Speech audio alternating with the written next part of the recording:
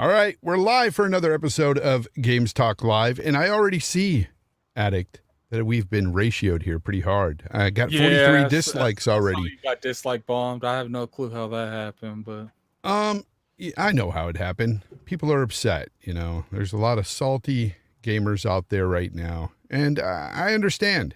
There's things happening right now that's not very favorable to their console of choice, I guess. Anyway, it's all good. We'll go ahead and keep it moving. Of course, I've got my guest today, Lord Gaming Addict of the Iron Lords podcast. What's going on with you, Addict? Doing pretty good, man. I've been watching a lot of The Walking Dead and playing this Halo beta. So, oh, wow. Walking Dead, huh? I was like 3 seasons behind. Yeah. Okay, Addict, I wanted to ask you something. Now, I've had some of the other Iron Lords on here, and I've always asked them how, they got started with the podcast and everything, because it's a very popular podcast and it's getting more popular by the week. And it's great to see. I love the podcast myself. It's my favorite gaming podcast, period. What initially, how did you get started with this podcast and everything? Well, I started as guest appearances on like older YouTubers that no longer do the content. Like I remember doing like nothing but shots. It's probably way before everyone's time. I remember doing, just a lot of like, when BGSD was at their height. I was on a couple of their network podcasts. I never really did a podcast with them per se, besides, like something like Crossfire or something like that. But I did a lot of like their friends podcasts. And I remember the person that got me in the community, which, it's arguably that if Anchorman and Kid Smooth never welcomed me into their community, it's a huge argument that IOP wouldn't be around, because if I never would have gotten to that little inner circle, I never got introduced to Cognito and King, and we never would have started the podcast. So yeah, and when the podcast was started, weren't you hosting at the time when it started? Yeah, yeah, that's cool. So you got to know the guys. Of course, they were all friends. They knew each other when they came into podcasts. Well, I only met Cognito. I didn't meet Solve at the time. I met King every now and then in parties, but it wasn't like a regular thing. And once we got to a hard stop where it was like 2 of the people that we were working with, that we were doing the podcast with, it just wasn't a feasible thing for everyone's schedule. So we had to eventually move on from that. So we was looking for 2 other people, and I just let Cog do that, because I was like, look, like reach out to the people who you feel would be a good fit. And we already had King and Saul both on the podcast at a guest at one point in time in the show as it was. So, we decided to have like not necessarily a trial basic, but we needed to see how the chemistry would work between multiple people. And, Cog definitely made the right move and found, and that people don't realize how hard it is to manage a podcast like that, to find the right people. People think it's just literally you walking in like a room and picking random people. And I feel like there's outlets out there that do that. Like there's big outlets that, they're not necessarily podcasters. They're just picked because they're there. And I think you could tell it in the chemistry in the podcast, if that makes sense. Like, oh yeah, it does. Yeah. So, that's why, I'm a big person on chemistry. Like, people tell me anything is like the biggest thing you need to make sure you have is chemistry. If you don't have chemistry, you're not going to do much of anything. Yeah, it's a big deal to have a podcast with. I've had podcasts with other people, and I still do RDX. I don't manage that, so it's not like all up to me. But I've had a podcast where I did, and yeah, it's tough to get everybody in together. Every week, the same time. Sometimes some people can't make it, or if something's not going right that day with a particular person on your panel, it could just be awful. That's why when because I've always had the Addict show around. It's always been around. It's just something I did when big stuff launched. It wasn't something I did weekly. It wasn't something I even did bi-weekly. It was something I did when stuff I wanted to talk about. But when I was, we wanted to put more content on the Iron Lords podcast channel, and the Addict show came up. It's like, maybe you could do the Addict show on the channel. And I was like, if I did it, it probably just myself, and I will rotate people in and out. That's exactly what I did here with GTL, man. You know, and I've always done it, even the spotlight. But I mean, I remember Halo Wars 2 in like 2015, 16. It was just me, Rand, and BG. Like, you know, I've always had a very small panel for the Addict show, but I've never wanted to lock anyone down. And, you know, I attempted to lock someone down because it is a lot easier to do better when you know you're always going to have at least one person to bounce off of. So, because sometimes I have to do them alone because it just, you know, scheduling conflicts, people cancel at the last minute.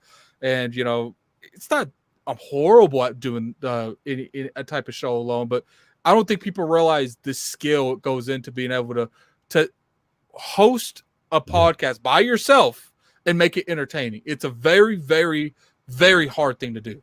It is, but it can be done, and you've done that as well. And it's, you know, I find it a lot of fun because you get to get what you want to say out there, and you don't have, you know, 6-7 people on a panel telling you, okay, that's your time. It's, you know, go on to the next guy. You get to get everything out there. I just want to say what's up to everybody in the chat. Got so many good people here. We got Violet Femme, Hustle and Motivate, Smitty Smith, Nick's Gone Mad, Fun Speculation, Mavs in the chat. What's up? Smitty Smith with the $2 says, salute J Fonz, Lord Addict, and chat. Thank you very much, man, for being here. And of course, Mav from Fun Speculation says, just for being awesome. Here's a 5 spot. Thank you very much, Mav. It's appreciated. You guys are awesome. And if you can do me a favor, hit that like button because the dislikes are just out of control. And I don't understand, but whatever. It is what it is. Yeah, it's a little, when I saw that, I was like, that's ridiculous. Like, I get it if you don't like someone's opinion. Like, I just don't understand, Fonz, why we can't just not watch people's content. Like, you will never catch me dead joining a podcast, giving them numbers statistically just to dislike something in bold. You know what I'm saying? Like, I'm not going to give that kind of energy to something. Like, if I don't like your content because of stuff you say, I'm just not going to watch your content, point blank. Facts. It's the same for me. Like, I don't go to people's podcasts to dislike, or, you know, it's obviously if you maybe a person with a bunch of time on his hands creating multiple accounts or something. I don't know, but neither that or it's like a bunch of people in a Discord that decided to do it all at once. Yeah. It's just childish behavior, and it's gonna happen. It doesn't really bother me per se, but it's just it's dumb. Anyways, KY Bob says, just for being the Fonz, here's another 5 spot. Thank you very much, KY. Haven't seen you in here in a while. Not sure, but man, I miss you, man. We need to get in a party chat together again. That was some fun times we had back in the day. Again, even with you, Addict, we need to party up again. Need to play some games together. I've been going through some family stuff the past couple weeks. So I understand. I've just been staying off of Xbox in general, and I did jump on for a couple hours this weekend to play the Halo beta, but a big portion of that I was hitting online too. So yeah, we're going to get into that. But first, I have something that I want to do here. Of course, if you've seen the show, you know that I always like to do what I like to call 5 questions here. And of course, this is a trivia game where I play. You get 5 questions, 1 subjective, 4 are trivia questions here. So anyways, let's go ahead and play it. Okay. 5 questions.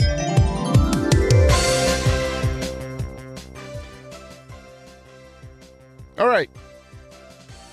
Okay, so I'm going to give you 4 questions here first and then give you the subjective one. So the first question is, what is the highest grossing arcade game of all time?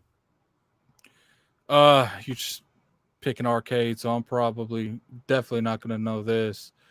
I'm going to say Pac-Man. I don't know. It's probably wrong, but you know what?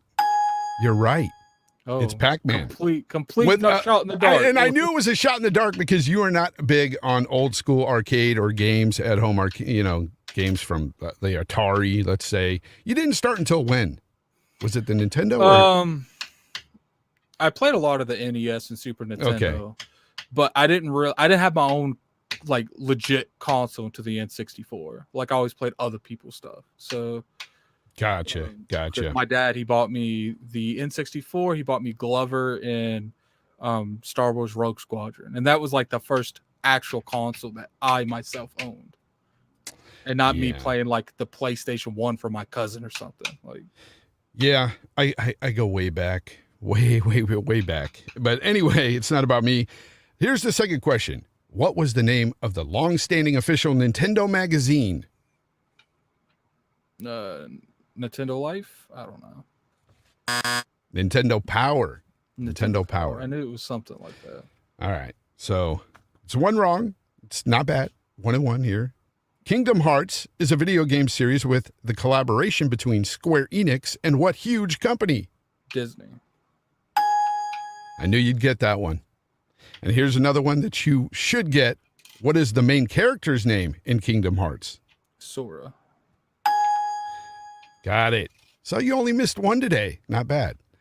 Favorite gaming experience of all time. So this is your subjective freebie here.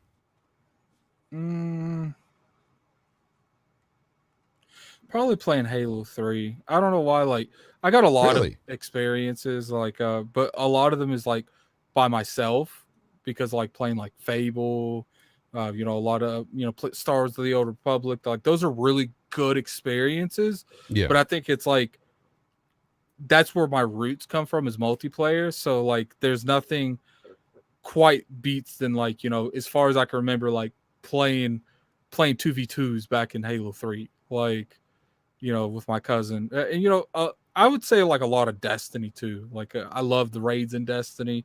So like playing, King's Fall, first coming up to Orcs and he makes his appearance, that was a big memorable thing. Yeah. I love that you picked multiple things, but which one would you pick ultimately? Like, it would be the Halo. The Halo, yeah. Halo was a big part of my early Xbox gaming life as well. Halo 1, Halo 2, Halo 3, those games were just amazing. And I stopped playing Halo Online back around 3, and I want to get back into it. And that's a good segue because, of course, the Halo Infinite multiplayer beta is out, the flighting, and you've got a chance to play. You were invited to it. I, unfortunately, wasn't. So I want you to tell people what they can expect from this game so far. I think you're going to see Halo come back to a percentage of what it used to be. I don't think it'll ever be what it used to be. I think a lot of people, it's not necessarily nostalgia. I think Halo was at a time where there wasn't really much competition. I think back then, Call of Duty was its only real competition on the consoles. And even at that point, up until like Modern Warfare 2, I don't remember Call of Duty having like a huge presence. You know what I'm saying? So like, I think that's what really elevated Call of Duty to like the next level.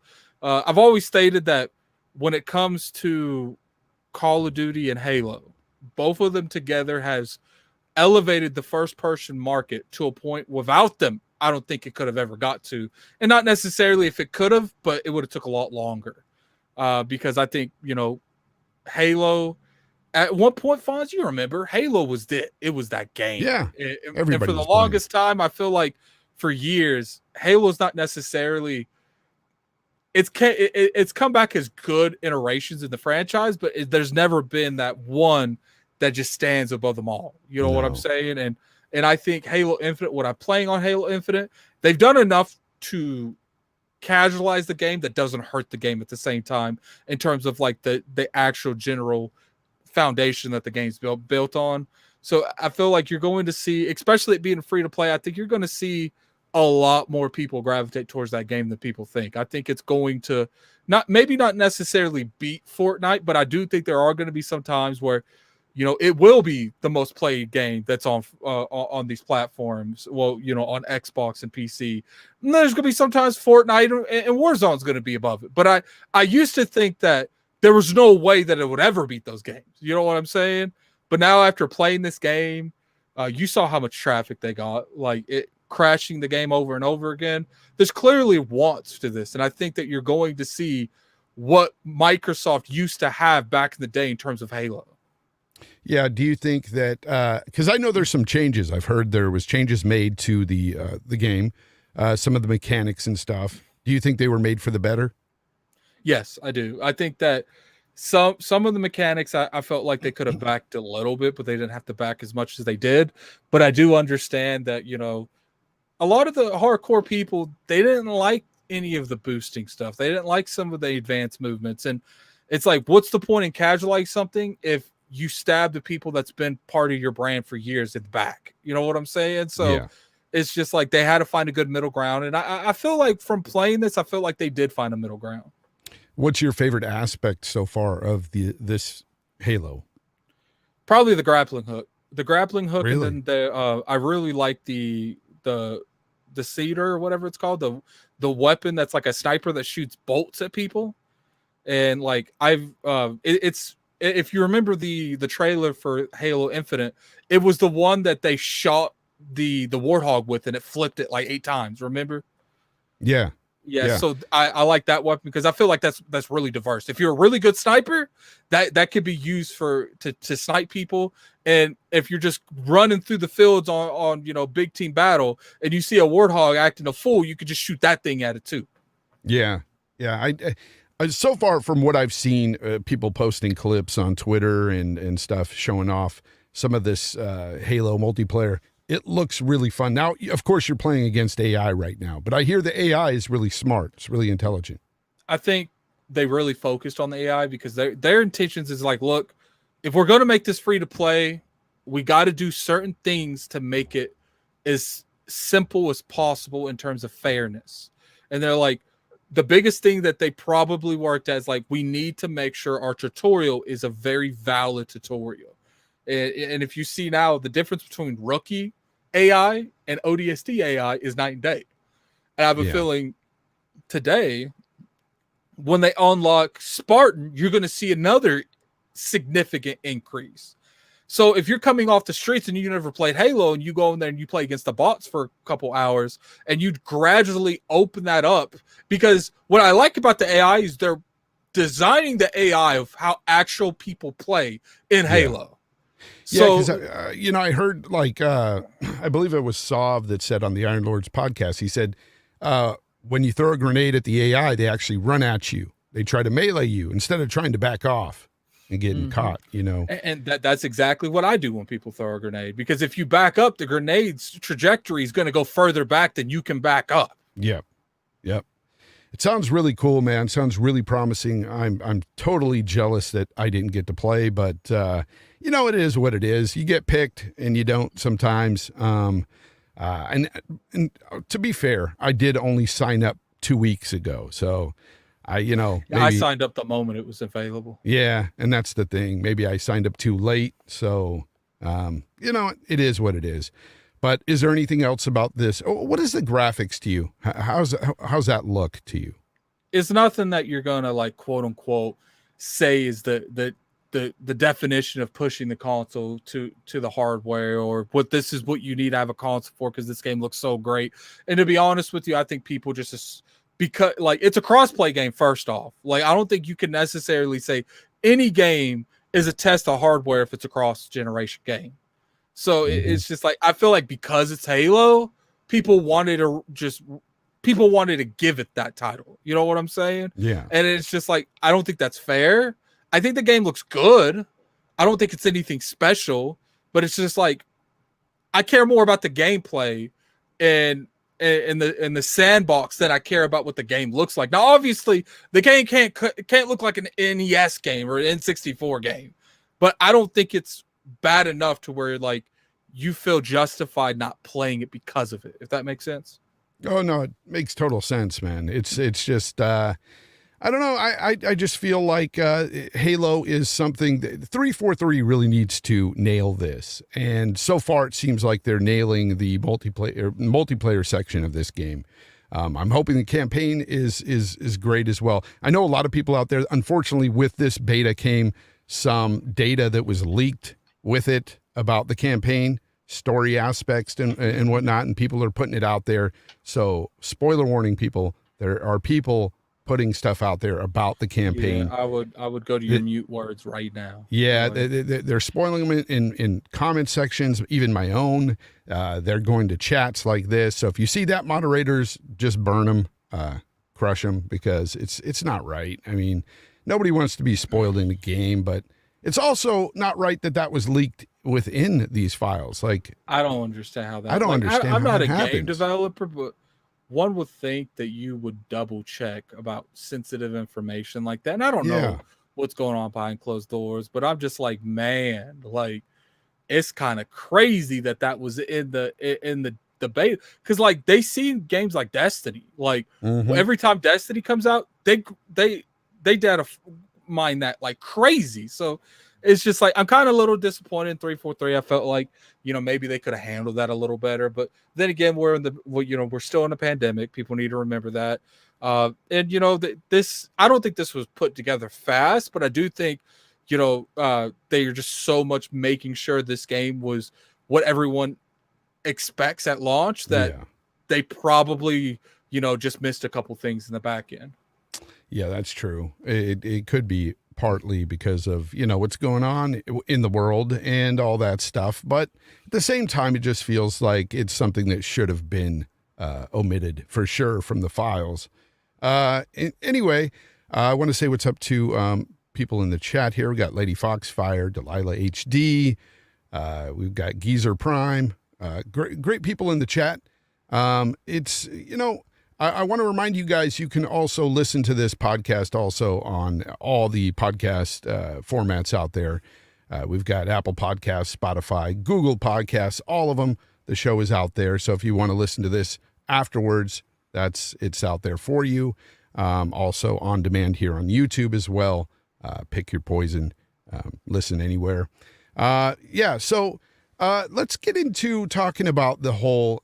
Okay, so PlayStation, Sony, they decided to put out a SSD solution that a lot of people have been looking forward to. PlayStation, basically put out a software beta in which you can opt in, spending hard-earned money on a variety of different M.2 SSD cards, apparently. They all are different. Some need heat sinks attached, some don't. And some work, some won't. Even the ones that work may not perform as well as the original. What's going on here, Addict? What kind of mess is this that's going on with Sony? I mean, it's been how long? I mean, we're talking 6-7 months here, and, this is the solution, a beta?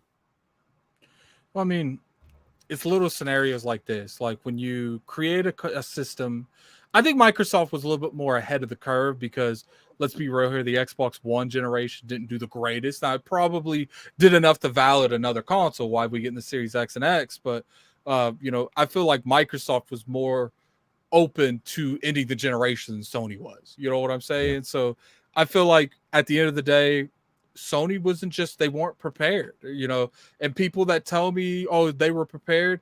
In what way have they shown you that they've been prepared? Because I'm curious to see what people say, like from the rest mode thing happening to where like it was bricking consoles or wasn't restarting to, I remember the controller wasn't syncing there for a while. Like there's just so many different scenarios that shows that this console was not ready to come out.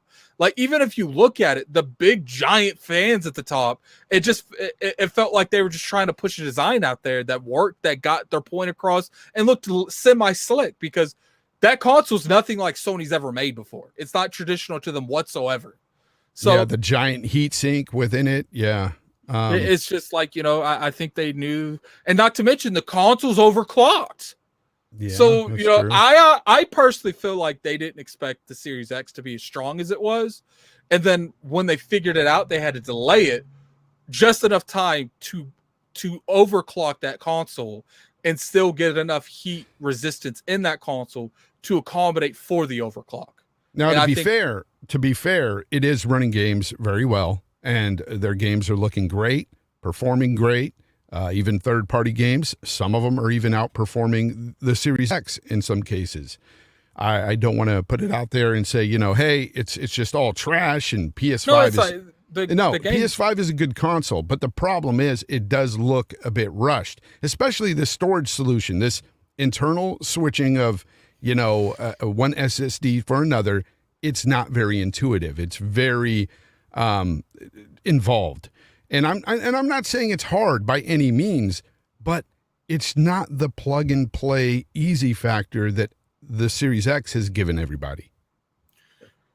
Yeah, I have to agree with you. And it's like, one of the scenarios that we're probably seeing is like, at the end of the day, Microsoft, they did things that people didn't like. Here they didn't really focus on a new controller. You know what I'm saying? They're like, this is a great controller. Let's make design choices on this existing concept and let's make it better. The UI, people took the UI and it's like, look, the UI works great. Let's take this existing UI, let's make it better. And they didn't have to worry about none of that R&R going into that. The only thing they had to R&D. The only R&D they had to worry about really was probably the little bit that they did put into improving the aspects of the Xbox Series S and X and how the console itself looked, how the console itself ran. Sony did all of that from scratch. So, and I think that takes time. And the more you keep adding on more and more of it, you can clearly see it takes more and more work, more and more time. So when Microsoft probably was able to get their system out way quicker because they weren't focusing on the entire aspect of the system.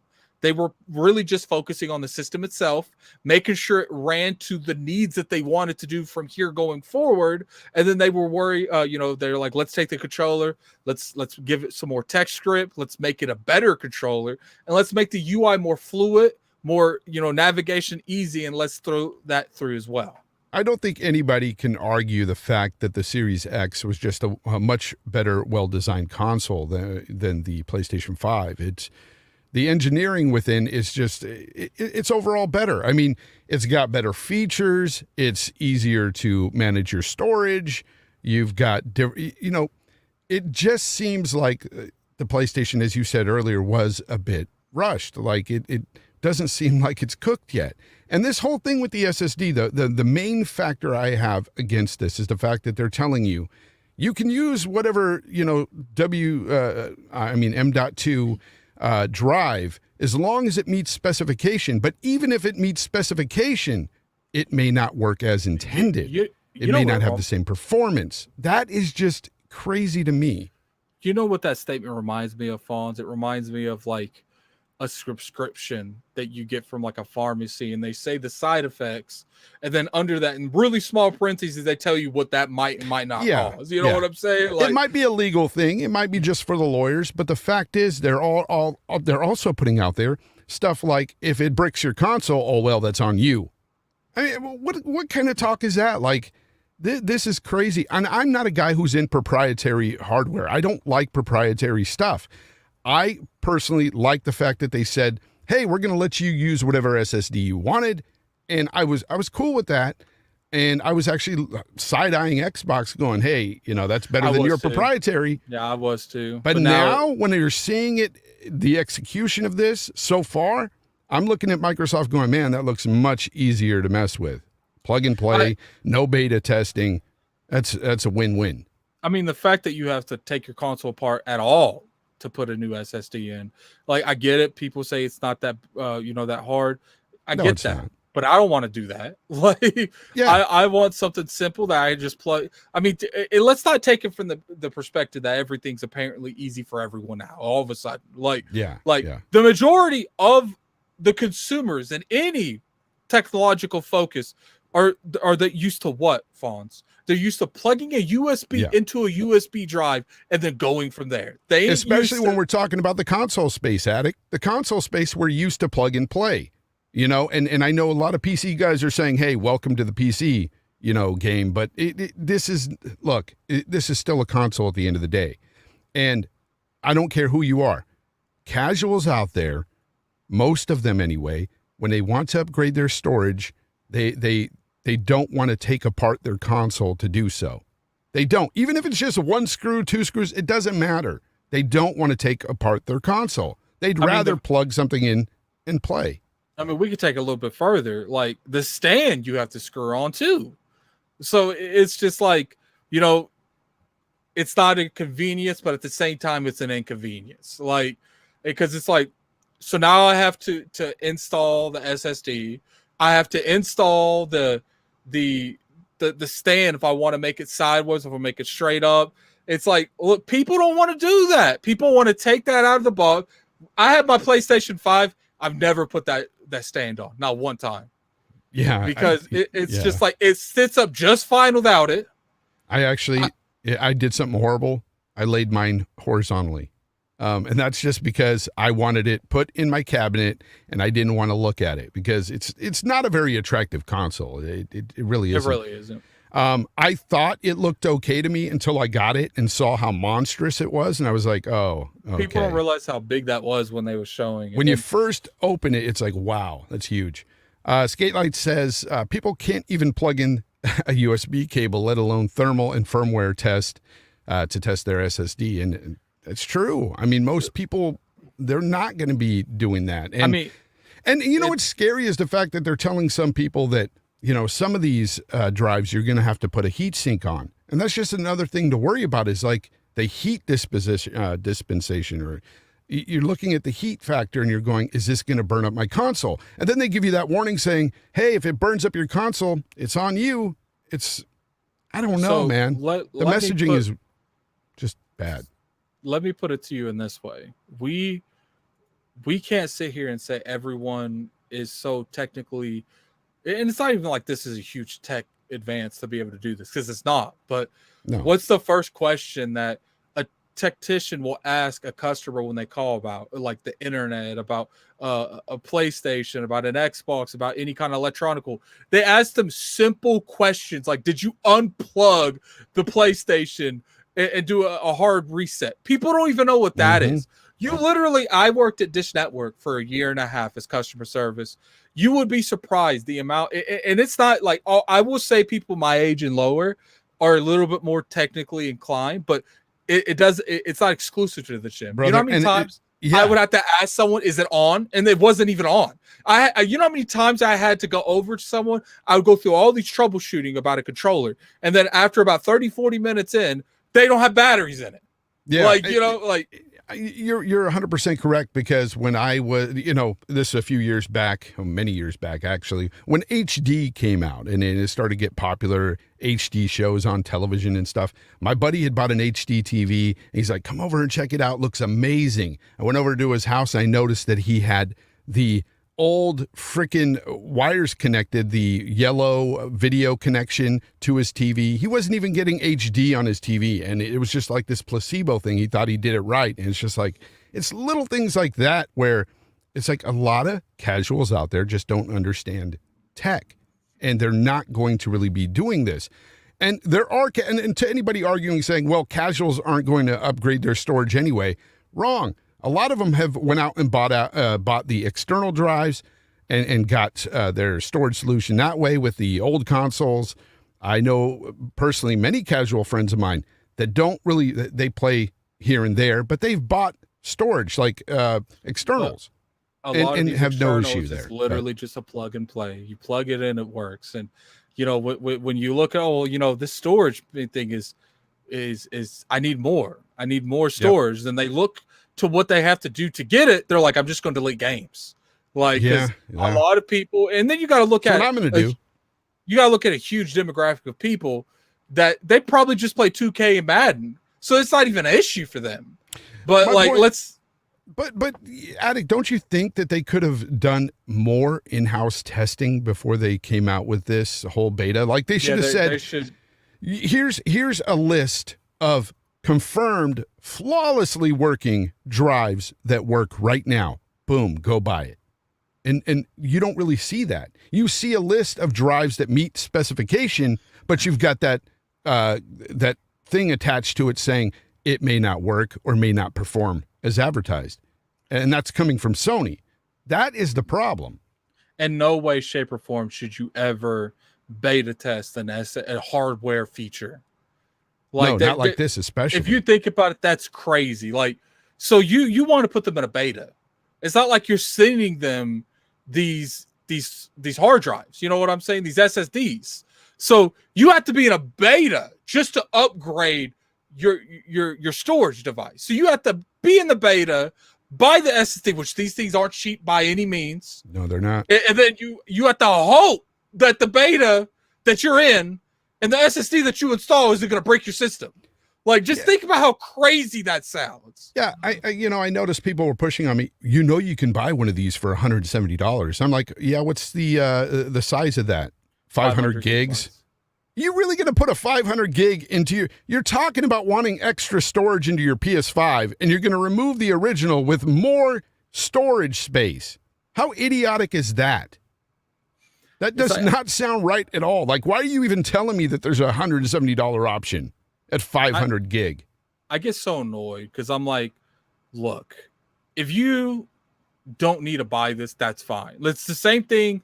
I do the same thing with Microsoft, do the same thing to PlayStation, to Nintendo. If you don't want to buy it, that's fine. If you want to buy it, that's fine. It's just the same thing with Ghost of Tsushima. It's okay to call something out, but be okay with it. Yeah, it's okay to be like, yo, that SSD thing is crazy, but I'm okay with it because it doesn't affect me. Like, but to say that it is okay and it's not a big deal, when in effect it is a big deal, that a company such as Sony, a hardware manufacturer, is having a beta to update your hardware in your console. Yep. It is just mind-blowing to me. It is. I want to thank Fat Ass Aaron for becoming a YouTube channel member. Thank you very much. That is a crazy name. Crazy name, but hey, I appreciate you, man. And Fun Speculation Mav in the chat says it's $270 for a 1 terabyte with heatsink on board. And that's another thing. How many casuals do you know what a heatsink is? Like, none. It's like, again, you can say all you want about a casual not wanting to upgrade their storage, but they do. And they buy externals. They buy plug and play things. I bet you there's going to be more casuals buying the 1 terabyte plug and play SSD card from Microsoft for their Series X. People want easy. They want intuitive things. They do not want to sit there and fiddle with a console and basically take it apart. I don't care how many screws you're talking here. They don't want to take their machine apart, especially to beta test something that could potentially fry their console. It's insane. And I can't say that enough. Like, to me, it's just crazy that a lot of people overlook this, or better yet, defend it and say, what's wrong with it? Everything's wrong with it. Everything is wrong with having a beta test, having your customers beta test your product with SSD cards. Like, it's insane that the possibilities for failure in a lot of ways there for the consumer, it's immeasurable. There's so much that could happen. As people are saying in the chat, there's people that call. Somebody said, Z Black Rider said, he has friends that call him when they hit a button and get out of something and they need help. It's like, there are people out there that I'm sorry. This is just crazy to me. It's a weird solution, Sony. Really weird. I don't know. You got anything more to say on this topic? Not really. We would get done so much more stuff if we'd come together as a community more often. Like, it's sad that the entire time I've been a gamer, I could name on one hand how many times everyone came together and was like, this is bullshit. Like, and it just feels like for the most part, it's always one side's co-signing it, one side saying it's wrong. And then when it's flipped over and it's the other company doing it, it's the exact same thing, just in reverse. And it's just like, let's all say it's bull. Let's get everything fixed. Let's improve everything about the industry and not just Microsoft's games and PlayStation's features. Like, let's get all of them done. Let's get Xbox having better games. Let's get Sony having updated features such as gifting. And let's get Nintendo fixing their online while we at it, man. We could do it all. Let's just come together. Yeah. I want to thank Z Black Rider for becoming a YouTube member as well. Thank you very much, man. I appreciate it so much. Also, I want to share this really quick. This is what was put out today. Let me see if I can get this up. You have to excuse my voice is starting to go out. I've been talking for like 5 hours straight. I hear you.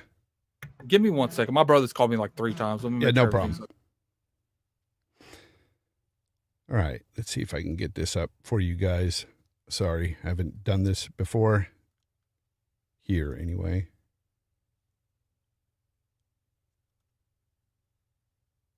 It won't let me do it. I don't know why. I'll have to look into that. Anyways, what I wanted to talk about here is the fact that we have Mark Cerny had put up a post today, and he says, our solution to our very active 2-gamer PS5 household, his and hers SSDs. And he put down, he showed a picture of a Western Digital Black Edition SSD drive. And so I guess he's co-signing this particular drive. And the funny part about this is that, you know, he's saying that this is good for 2 active people at the house, you know, playing the PS5. You could just switch it out at any time, and the next guy could put his in, and you guys will just go back and forth and switch your SSDs. Who's going to be doing that, taking apart this machine? Who? I think you're on mute. Yeah, it's like Who's I said, going man, to it's do ridiculous. that? Like, what is this post even about? Like, for me, if I'm going to upgrade this, it's going to be a one and done deal. I'm not switching this out daily. It's like the crazy part is I feel like the industry for the most part is so critical on Microsoft that when they have to like double think everything they do. Like when it comes to raising the Xbox Live, like I feel like everyone was so into one direction that this is bullshit. We need to fix this.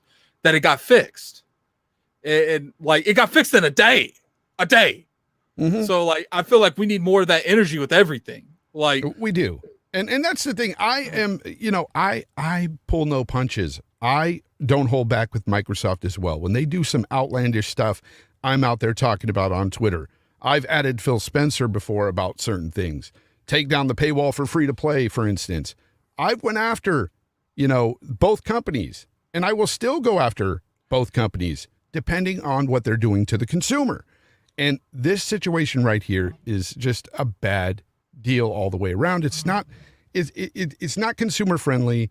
It's a horrible way to implement a new storage solution here. I've always beta testing is just not the way to go. I've always felt like when it comes to how content creators should go at content, it's like if you give them enough realistic time to bring up an issue, then I think that's fine. But like, for instance, like we get it, the games thing needs to be improved. We've been saying it for years, but guess what? It takes years to make games. Yep. So like, it's okay to bring that up every like 6 months to a year, like kind of briefly over, but it's just like, let's not just continue. Cause I feel like a lot of people want us to talk about the same issues every week when we haven't realistically gave people enough time to fix things. You know what I'm saying? Yeah. I feel like something such as the SSD issue, 6 months of time is enough time to at least give us a solution that makes sense. Yeah. At least one card that works. They are literally not even giving you a solution. They are offering you a beta to find a solution. And at this point, even though I'm not a big proprietary guy, at this point, I think they'd be better off making something proprietary and saying, hey, this is Sony's solution here. This is our card that you can put in this machine, and it works just as good as the original. I mean, it's not rocket science. I don't understand what they were thinking with this. Tony Bryant says, the amount of dislike because you can't handle the truth is astounding. Loyalty to plastic to this point blows my mind. Call them out. Yeah, it's true, Tony. A lot of people are just too loyal to one brand, and it's disgusting. It doesn't make sense. And again, as to Addict's point, anytime these companies start doing something wrong, we should all say something. As gamers, as consumers, I mean, we should speak up, and we have in the past. But it just seems, and I will agree with you, it seems like when Sony does something wrong, you'll have a few outlets say something, but then it kind of just gets swept under the rug like in a day. Because the gamers themselves, a lot of the defenders, they're out there in full force. And that's just sad. It's really sad. How do you want to make gaming better if you're going to hold it back by, using your loyalty and your blind faith for your favorite console. Like, I don't understand it. And I've always felt like voting with your wallet does help in certain scenarios, but I felt like vocal outcry works more than any of that. Because if you look at it from a standpoint of a lot of these games and a lot of the times where stuff has happened in the past, you got the Star Wars Battlefront 2 fiasco that happened. You got the Xbox Live increase, which they didn't really increase the Xbox Live gold. All they did was stop giving you the discount for it. So then you got the 2013 Xbox One fiasco. Like, all of these scenarios happened before the console even came out, happened before the money even came up. Like, they care more about their brand reputation than they care about that money. And they care about that money, but they know the brand reputation is going to cost them more money in the end than it is just to fix it before the product's actually there. Yeah, it's just silly, really. And honestly, guys, like, if I don't know, let me ask the chat. Put a 1 in the chat if you're opting into this beta, if you have a PS5 and you want to try these SSDs. I want to see how many people in this chat alone is going to do it. Like, I personally wouldn't. I wouldn't do it. I'm not going to tell somebody not to, but I wouldn't do it. I just don't want to chance bricking my console, because there's not enough PlayStations going around to be able to replace that console if it does break. I don't even care if they if they find a good solution. I'm not taking my console apart to have a couple extra games on the hard drive. Like, and one thing, I'm not spending $250 for a terabyte either. So it's just like, I'ma just delete the games I have on PlayStation, because the good thing is I don't play much over there anyway.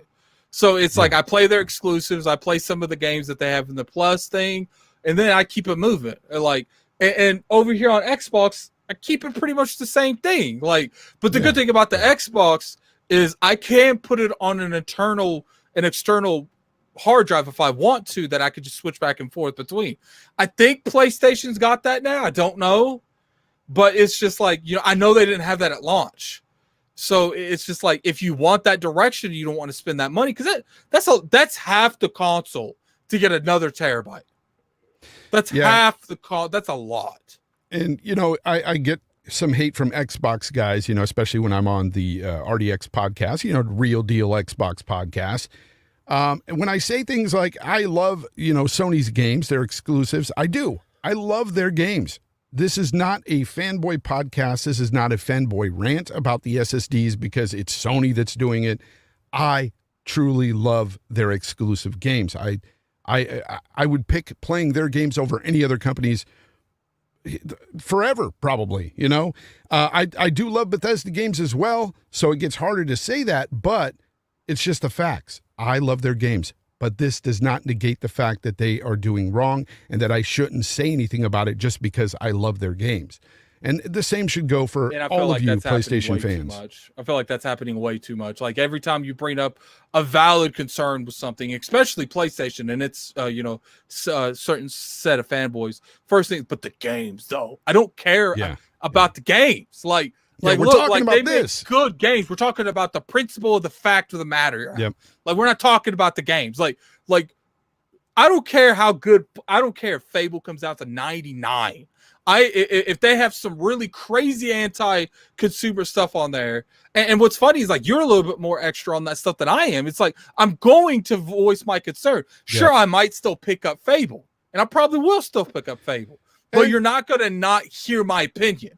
And that's my thing. Like, we need to stop giving companies a pass just because they make good games, when you can at least you can still support the practice. You love Ghost of Tsushima, you don't mind paying the extra $10 because you love that game. They got you by your passion. Go out and spend that $10. I'm not going to judge you for it, but don't come on a podcast and tell me that it's okay for them to do it. Exactly. That's just my point about everything. It's like, look, these companies, despite what some of you may think, because one company may talk to you more on Twitter than the other, they're not your friends. They're in this to make money off of you, and that's just the bottom line. I'm tired of talking about this SSD stuff, so let's go ahead and move on really quickly to another topic. We're going to talk about not Jim, but the other ex-executive, Sean Layden, his quotes, basically talking about Game Pass and unsustainability, you know, the fact that you would need 500 million subscribers for a $120 million game to be sustainable in a service like this. Just ridiculous. That's literally what some companies make in like in 10 years. You know what I'm saying? Yeah, like exactly. It's like, come on, man. I wonder what is Sony making that kind of money to sustain their practices? Look, like, that's $5 billion a month, brother. They're not making $5 billion a month on, you know, one service. Like, it's just not happening. Sure, is Game Pass making money right now? We could have that debate. There can be an argument saying that they don't. Phil's saying that they are already. I would argue that they're not. But here's the thing: that's not the issue. The game. Sean Can I Layden. comment on that real quick? Yeah, go ahead. I think they're making money. It's just I think that they're incorporating the investments that they've made off the top, so they're not making as much as they would like. You know what I'm saying? Like they spent, you know, billions of dollars here, millions of dollars here. Like that's got to come back in some form or fashion. So like it's like our projections is we'll make this amount of money and we'll get some of our investment back throughout the next like 10 years. You know what I'm saying? Well, it's what Netflix does. They have to put a lot of money into their shows and everything before they can recoup anything. And Netflix almost bankrupted multiple times over. They keep dumping a bunch of money in there. Now, that's what you have to do for Game Pass. You have to put content in there to get people to come. Now, what Sean Layden is keeping out of the equation is pretty much the full picture on, look, it's not about just Game Pass. It's about everything that's involved within. You have to talk about player engagement. Player engagement's a huge thing. I made a video on this. Without player engagement, you have nothing. So they're trying to put Game Pass on various products. It's not just the console itself. We're talking PC. We're talking phones. We're talking other platforms that they want to put Game Pass on because they know it's going to make more revenue streams. This is what it's about. It's not about just one aspect of this thing. It's not just console space. You got to make this much money for this service to work on this console. No, this is going everywhere. So, of course, they're going to make more revenue outside. And you're looking at potential, you know, millions, if not billions of customers out there. Potentially. And yeah, sure, you could say within the next 6 months, you might get 30 to 50 million even subscribers. And that's a win for Game Pass, I would say. That's not a loss. You don't need 500 million to recoup a loss on a $120 million game, first of all. But the thing is, again, it's about player engagement. This is what Yoshida has even said. You know, it's crazy to me when they don't factor everything in. And also you've got microtransactions with the free-to-play games within. That's another thing. They're making a killing off of that. So, yeah, I think a lot of people don't realize that too. Like Microsoft, they put something such as GTA Online into Game Pass, and not only are they, you know, they pay GTA money from that, but they're making GTA more popular, and they're getting the money that they split with them in terms of the microtransactions. So, like, building up that portfolio, building up Game Pass, and getting games in here, especially games as a service games, it's going to pay for itself in the future anyway. Yeah. Bernard Miller says Sean got fired because of terrible math skills. Maybe. I don't know. It showed there. Delilah's got a good point here. Delilah HD says, why would they lie about that, though? When publicly traded companies literally can't lie because of stockholders and FCC. So if Phil spoke on Game Pass profitability, it's likely on point for legal reasons. You could be 100% right on that. They could be making money on it. I don't know. I'm just speaking off the hip because I'm thinking about this just from a consumer standpoint. And as a consumer, I really don't care too much. I know you've got stock in Microsoft, Delilah, so it matters to you. At the end of the day, it doesn't really matter to me on what they're making money on, as long as I get a good product. And right now, Game Pass is a fantastic value, a great product. I recommend it to everybody that plays games. I always tell them, Hey, have you tried Game Pass? No, try it. It's amazing. I've got a few people to sign up for it at work, and they love it now. And a couple of those guys are dead casuals. They don't play many games, but they like Game Pass. They like to dabble in different games here and there. It's cool to see that people are picking up on this. It's a great value. I don't care if people call me a shill for that, Addict. It's the truth. It's a great value. As a consumer, Game Pass is where it's at. You know, what's funny is like people try to bring like the dollar thing, or first off, they did the conversion rate because they were trying to find unique ways of getting people off of gold. They're like, look, if you want to convert to Game Pass Ultimate, which is mainly Game Pass that has Ultimate, that has gold bundled with it, then you can do that, and we'll actually give you a lot of incentive to go forth with that. Like, but as far as like, they keep giving dollar free. Netflix gives the first month for free. Like that's how that model is. They give the first one, they give you that taste of it, and then after that 30 days is up, they like, where my money? Like, PS Now did it for $1 not too long ago. So it just happens. This is exactly it. This is the business model. This is what you do. You try to entice people for a free trial or a low price trial, and then you get them in and they see what a great value it is, and then they commit. That is what it's about. And they've got me because it's a great product. I don't see why when I say that, certain people will argue with me and say it sucks. It's like, dude, first of all of gaming is subjective. Second, you can't argue that it's not a great value. For the price, it kicks ass completely. I agree. And I think people need to you need to stop caring what these multi-billion-dollar corporations are doing. Like what they're making, like, unless you own like a lot of stock in something, it's just like, at the end of the day, you do what's best for you. I don't care. That's why when it came to the whole, PlayStation thing and the Ghost of Tsushima thing, I was like, this is how the online passes thing happened for years, because people paid for it.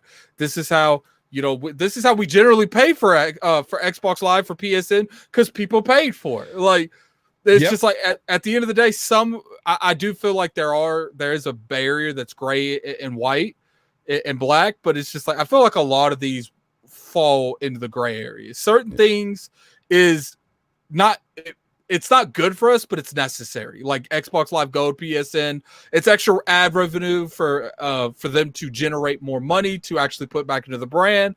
But to charge you to pay to use your PlayStation 5 features, that should have been something that we brought up. I don't like that either. But I think that in the case of Ghost, the way it was done, they could have just said this is DLC and you're paying $30 for the DLC. They should have omitted the fact that you're paying $10 for, essentially just the features of the PS5. That, because paying that $10 for the PS5 features, to me, is just, it's insane. It's dumb. I'm not telling people, and I haven't told anybody not to pay $10 for that extra features for any game. You do you. But for me, it's just ridiculous. Like, that's crazy. And I feel like, I don't think Sean was 100% out of pocket. I think he was talking about, first off, he's talking about industry he's no longer involved in, really. You know what I'm saying? So it's just like, maybe the reason he left Sony is because they were talking about going down that path in the future. You know what I'm saying? Like I feel I think Sean, they got rid of him. I think they got rid of him. No, that's what I do too. I think Sean got pushed out because he lost a power struggle. He lost it to Jim Ryan. I think there was a power struggle between him and Sean on what Jim Ryan wants the future of PlayStation to go and what Sean wants the future of PlayStation to go. But there was more people on Jim Ryan's side than there was Sean. So ultimately, they can't have two people doing the same thing. So they got rid of one of them. Yeah. And, to go back to Delilah's point earlier on Game Pass and their making profits, I will concede and say that you're probably right in the fact that, because now that I keep thinking about it, you've got a lot of games in there with microtransactions. You've got games. This thing, it could be very profitable right now. Who knows? Like, because that's one thing you got to really understand is there is so much so much revenue taken from microtransactions alone year after year for all these companies. Some of those Sony guys don't even know that microtransactions is the bulk of Sony's revenue. PlayStation's revenue. It's the bulk of it. And it's like that for every company. RDX Son of Fett says, people are mad about California limiting PC power usage, but failed to mention the rolling blackouts.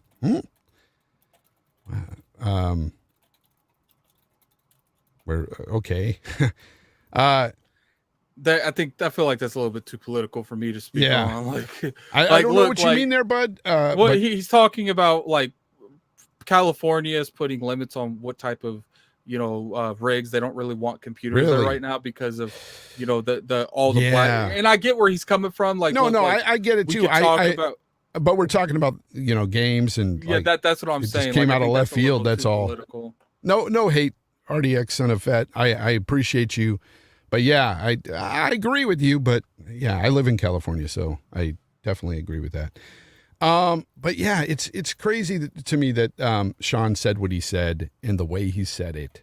I think he's just it seems like he's a bit out of touch already, which is insane considering that he just left Sony not too long ago. So I don't know.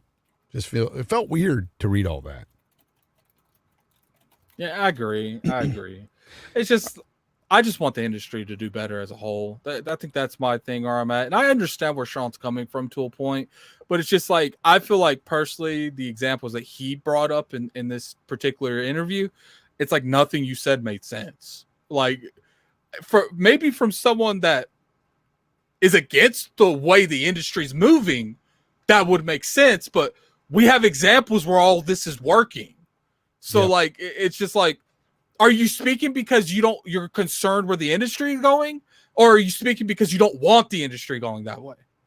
Exactly. So RDX Son of Fett says, Infinite Beta looks good on my Series X. Yes, it does look really good. I haven't played it myself, but I've seen clips and it looks really awesome. A lot of fun. I cannot. Why? Z Black Rider says, Fonz in Cali. Why did I think Oklahoma? I don't know, sir. Not me. That's I think K Meg is in Oklahoma. I think he's the one that's out there. Maybe that's why we were on GRG before together. What? Maybe, I don't know. I mean, at the end of the day, man, it's like Sean has the right to his opinion. I just have the right to say his opinion's whack. Like, exactly. All right. Well, this is the end of the show, guys. Basically, this show was all about just being consumer conscious and saying, hey, if your company of choice, even if you love the company that you're riding with, games wise, whatever, please understand that if they're doing wrong, speak up. Like, we have a voice, especially collectively. We always have that voice. And that's something that I'll always preach. And with that, I want to say, Addict, thank you for being here today, man. I want to thank the chat for being here today. It was really fun. And Addict, tell them where they can find you. So you can find me on IOP. You can find me on the Iron Lords podcast every Sunday at 1 p.m. You guys have to forgive me if my voice went out a little bit during the podcast. I literally just left that podcast. Like, I went straight from that pod. My podcast was still going. Exactly. So, I definitely want to thank the invite. You can catch me on Twitter at Lord Addict IOP. This Tuesday at 5 p.m. I'll be doing the Addict show. So definitely go and tune into that. It's mainly just me and maybe one or two other people doing stuff.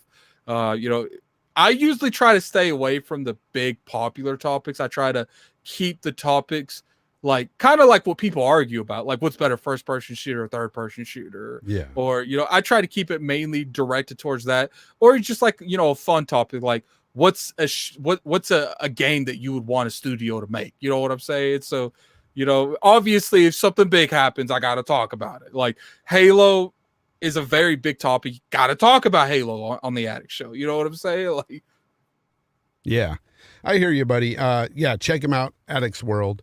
That's on the Iron Lords podcast channel, right? Yeah. It's called the Addict Show. The Addict Show. That's right. Yeah. People keep asking me to change it to the Addict's World, but I was like, no. Yeah, I don't know why I always thought it was Addict's World, and that's because they always be throwing the Addict's World GIF Gotcha. up, so people get that confused a little bit. All right. Well, thank you for being here again, man. Really a lot of fun. And this is why I like to do one-on-one, so you can get your points and your opinions out without, 6 people trying to talk over you and all that stuff. So it was really good to hear you today. And everybody in chat, thank you for, joining along and giving us your opinions and stuff. I really do appreciate that. You guys are awesome. Until next time, game on.